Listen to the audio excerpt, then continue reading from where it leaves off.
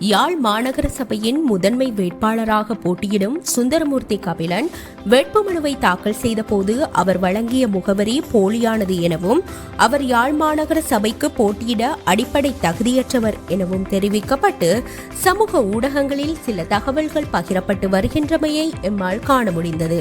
எனவே குறித்த தகவல் தொடர்பில் உண்மை அறியும் நோக்கில் ஃபேக்ட்ரசண்டோ நிறுவனம் ஆய்வொன்றை மேற்கொண்டது. இதன்போது தேர்தல்கள் ஆணைக்குழுவின் உத்தியோகபூர்வ இணையதளத்தில் இது குறித்து ஆய்வு செய்த போது உள்ளூராட்சி மன்ற தேர்தல் வேட்பாளர்களுக்குரிய தகமையினங்கள் அங்கு பட்டியலிடப்பட்டிருந்தமையை எம்மால் காண முடிந்தது. குறித்த பட்டியலில் ஒரு வேட்பாளர் தான் தேர்தலில் போட்டியிடும் உள்ளூராட்சி பிரதேசத்தில் நிரந்தரமாக வசிக்காவிடின் அவர் அந்த பிரதேசத்தில் போட்டியிட தகுதியற்றவர் என எந்த இடத்திலும் குறிப்பிடப்பட்டிருக்கவில்லை. அத்துடன் உள்ளூராட்சி மன்ற தேர்தலில் வேட்புமனுக்கள் நிராகரிக்கப்படுவது தொடர்பில் தேர்தல்கள் ஆணைக்குழுவின் இணையதளத்தில் வெளியிட்டிருந்த பட்டியலிலும் வேட்புமனு தாக்கலின் போது நிரந்தர முகவரியை மாத்திரமே உள்ளடக்க வேண்டும் எனவோ அவ்வாறு இல்லாத பட்சத்தில் வேட்புமனு நிராகரிக்கப்படும் என்றோ குறிப்பிடப்பட்டிருக்கவில்லை.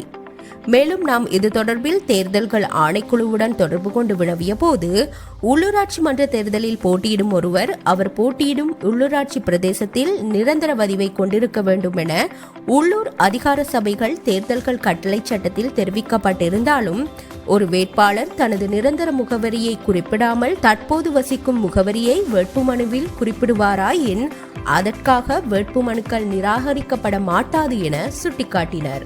இருப்பினும் குறித்த முகவரி போலியானது என நீதிமன்றத்தின் ஊடாக நிரூபிக்கப்படும் பட்சத்தில் அவர்களின் வேட்புமனு நிராகரிக்கப்பட்டு குறித்த பகுதியில் அவர் போட்டியிடுவதற்கான வாய்ப்பை இழக்க நேரிடும் எனவும் தேர்தல்கள் ஆணைக்குழு குறிப்பிட்டது.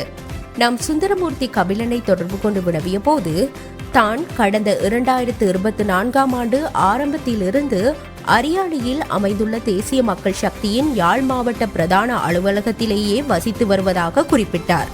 அத்துடன் வேட்புமனு தாக்கலின் போது எந்த ஒரு இடத்திலும் தமது நிரந்தர முகவரியையே வேட்புமனுவில் குறிப்பிட வேண்டும் என தெரிவிக்கப்பட்டிருக்கவில்லை எனவும் தான் தேர்தல் சட்டங்களுக்கு அமைவாகவே வேட்புமனுவை தாக்கல் செய்ததாகவும் அவர் சுட்டிக்காட்டினார். மேற்குறிப்பிட்ட சமூக ஊடக பதிவில் தெரிவிக்கப்பட்டதனை போன்று உள்ளூராட்சி மன்ற தேர்தலில் போட்டியிடும் வேட்பாளர் ஒருவர் தாம் போட்டியிடும் பிரதேசத்தில் நிரந்தர பதிவை கொண்டிருக்க வேண்டும் என உள்ளூர் அதிகார சபைகள் தேர்தல்கள் கட்டளை சட்டத்தில் குறிப்பிடப்பட்டிருந்தாலும் குறித்த வேட்பாளர் வேட்புமனு தாக்கலின் போது வேறு முகவரியை வழங்குவதனால் அவரின் வேட்புமனுக்கள் நிராகரிக்கப்படாது என்பது தெளிவாகின்றது.